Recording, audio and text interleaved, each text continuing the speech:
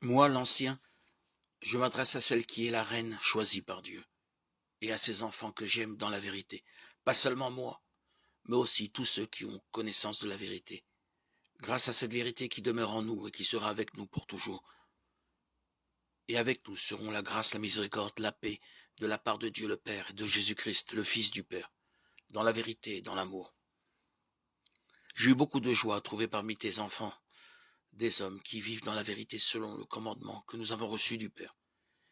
Et maintenant, Reine, je t'adresse une demande. Ce que je t'écris n'est pas un nouveau commandement. C'est celui que nous avions dès le début. Je te le demande. Aimons-nous les uns les autres. Et l'amour, c'est que nous vivions selon ses commandements. Et ce commandement, comme vous l'avez appris dès le début, c'est que vous viviez dans l'amour. Beaucoup d'imposteurs se sont répandus dans le monde, eux qui ne professent pas la foi en Jésus-Christ venu dans la chair. Celui qui agit ainsi, c'est l'imposteur et l'antichrist. Prenez garde à vous-même pour ne pas perdre le fruit de votre travail, mais recevoir intégralement votre salaire. Celui qui va de l'avant sans rester attaché à l'enseignement du Christ, celui-là se sépare de Dieu. Mais celui qui reste attaché à l'enseignement, celui-là trouve le Père et le Fils.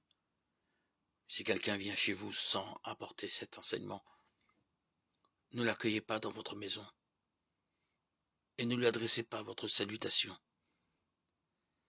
Car celui qui le salue ainsi participe à ses œuvres mauvaises. J'aurais eu beaucoup de choses à vous dire. Je n'ai pas voulu le faire avec du papier et de l'encre. Mais j'espère bien me rendre chez vous et vous parler de vive voix pour que nous soyons comblés de joie. Les enfants de ta sœur, elle aussi, choisis par Dieu, te saluent. Deuxième lettre de Saint Jean, 11, 13.